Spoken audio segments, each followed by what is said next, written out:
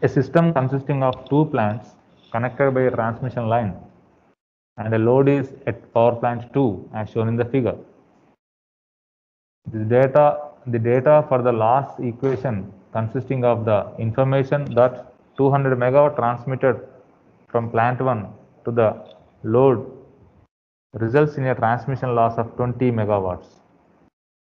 Find the optimum generation schedule considering the transmission losses to supply a load of 204.41 megawatts. This is the load given and this is the loss given. Also, evaluate the amount of financial loss that may be occurred if at a time of scheduling the transmission losses are not coordinated. So without losses you have to calculate. Assume that the incremental fuel cost characteristics of the plant 1 and plant 2 are given by df1 by dp1 is equal to 0.025 pg1 plus 14 and df2 by dp2 is equal to 0.05 pg2 plus 16. So this is the question given. So don't be panicked by just reading the question. So it's very simple problems. You must attempt this kind of problems. And these are the two generators, PG1 and PG2, supplying the currents IG1 and IG2 to a load here. So load is connected nearly to the generating 2, so generator 2, right? Since the load is connected to bus 2, therefore the first and foremost step to consider is where the load is located. You have to identify. If the load is located near to the generator 2, then the transmission line of this particular part will be 0. Therefore, the entire transmission losses are depending upon the generator 1 only. Okay.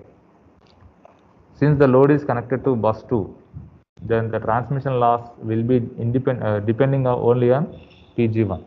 So that is an important point to be understand here. Therefore, the loss PL is equal to P1 square into B11, as we know from the BMN coefficients. Okay, and whereas B22 will be 0 and B12 and B21 will not be 0. No, okay, it will be 0. B12 and B21 is also be 0 because B12 and B21 is directly proportional to R3. So R3 is nothing but resistance of the load, right? So these two coefficients will be 0, B22 and as well as B12 or B21. And the only BMN coefficient which is present in this case is B11, which is not equal to 0, right? And PG1 is given as 200 megawatts, PL is given as 20 megawatts. So these are the given data. Okay, what is the given data? Generator 1, generator 2 both are supplying the load and the load is directly connected to second generator. Therefore, the losses will be 0 here. The BMN coefficients will be 0 and B22 is equal to 0, B12 is equal to 0 and B21 is equal to 0. But whereas B11 is not equal to 0, this is the last formula I have to consider. From this I can calculate the B11 coefficient. Okay, so PL is known, P1 is known, then B11 will be 20 megawatts divided by 200 megawatts whole square is equal to 0.005 megawatt inverse. The unit for the BMN coefficient is inverse, megawatt inverse or 1 by megawatts. Very important question for the competitive examination. The unit for the BMN coefficient is 1 by megawatt or megawatt inverse. A unit for the incremental transmission loss is unitless quantity because incremental transmission loss is dPL by dPGA. Both are in megawatts only. So it is a unitless quantity. Therefore, you can calculate the incremental transmission loss for this particular plant 1, which can be written as dPL by dPG1 is equal to 2B11 into PG1. If you differentiate this equation with respect to P1, so you will get 2P1 into B11, 2P1 into B11. So for this, you know B11, then this will be calculated later. And incremental transmission losses for second plant, dou PL by dou PG2 is equal to 0 as B22 is equal to 0. Okay, for the optimal power plant, optimal load scheduling, when considering the losses, the condition is the product of penalty factor and incremental cost will be same for all the plants.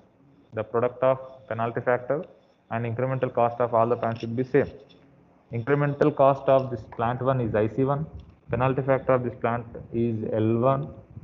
The product of these two plants should be equal to the product of incremental cost of the second plant and penalty factor of the second plant should be same. So L1 is equal to, penalty factor can be written as 1 by 1 minus ITL, 1 by 1 minus incremental transmission losses. The 1 by 1 minus incremental transmission losses of the first plant is 0.001 Pg1, this one, and IC1 is known. IC1 is given here 0.025 Pg1 plus 14. Substitute here, which is equal to penalty factor for the second plant. The penalty factor when it is connected to load directly, you can calculate, you can put it as 1, or 1 by 1 minus 0 is nothing but 1, and into incremental cost of second plant is given like this. From these two equations along with the power balancing equation, you can calculate Pg1 and then Pg2. What is the power balancing equation? Pg1 plus Pg2 is equal to PD plus PL. So power generation of first plant and second plant is equal to demand plus losses. Okay. So demand is known, loss is known. Then you can calculate, you can substitute here.